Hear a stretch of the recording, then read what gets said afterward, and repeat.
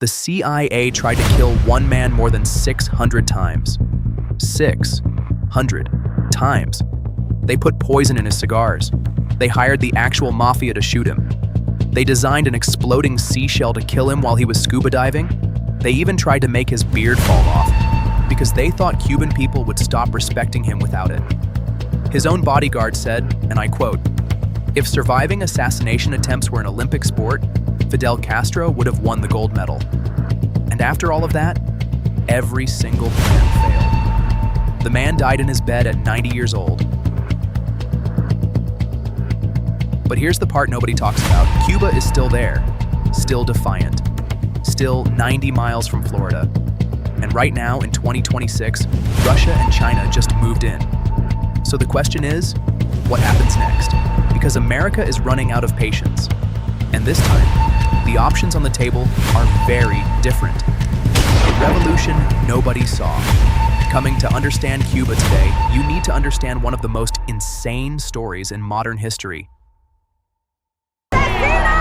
Fusilamientos, sí, hemos fusilado. Fusilamos y seguiremos fusilando. Nuestra lucha es una lucha a muerte. Patria o muerte. 1953.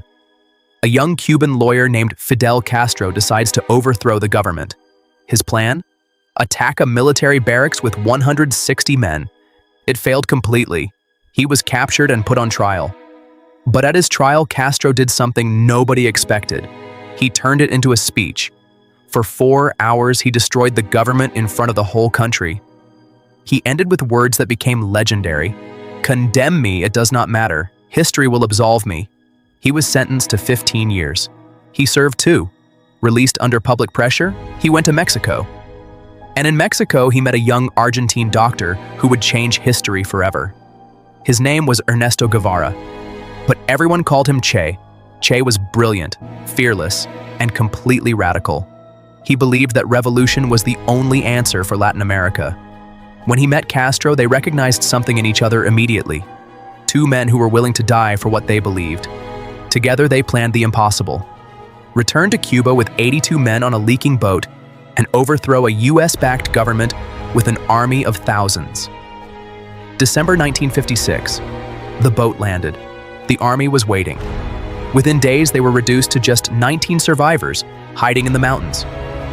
But those 19 men started something unstoppable.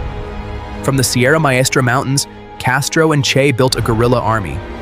Peasants joined by the thousands. City workers went on strike. The government was crumbling from within. January 1st, 1959. Batista fled Cuba in the middle of the night. Castro's rebels marched into Havana. The crowd went insane. Cuba was free. Washington was in shock. After the revolution, Che Guevara became the face of the new Cuba. He ran the National Bank. He led firing squads executing Batista's collaborators.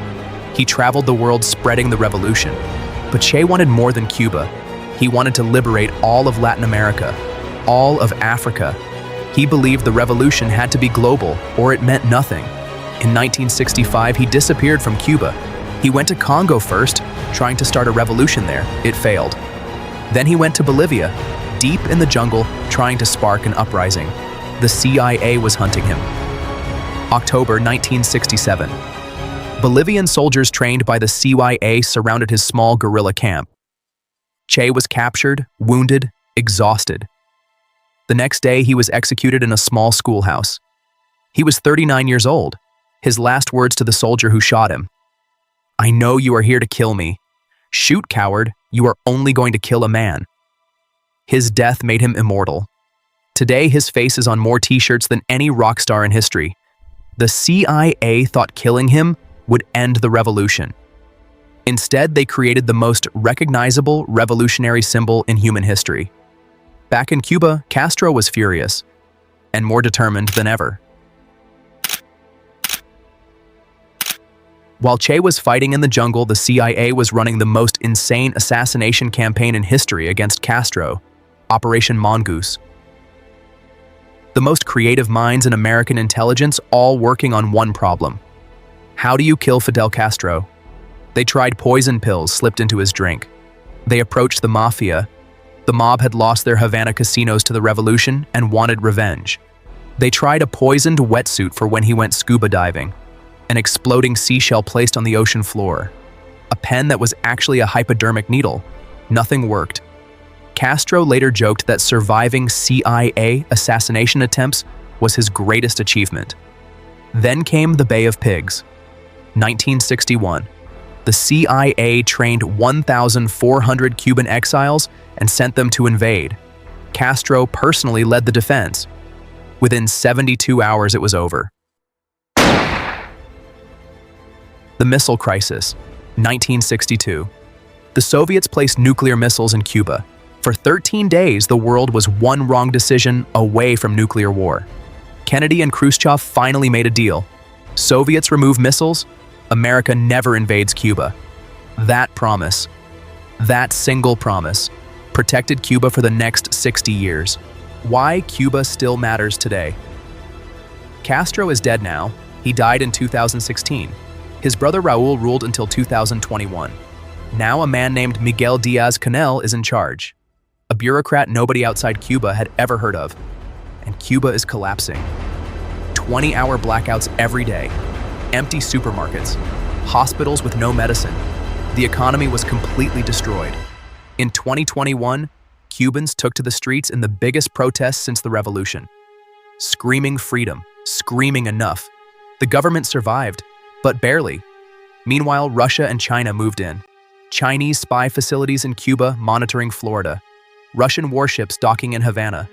For Washington, this is a nightmare scenario. And the migrants keep coming. Thousands crossing the Florida Straits every month. Florida is overwhelmed. And Florida decides American elections. Something has to give. What happens next? So, will America finally finish what it started in 1961? And for the first time in 6 decades, the geography works in America's favor. Cuba is 90 miles off the Florida coast. It is not Iran. It is not hiding behind proxies in 7 countries.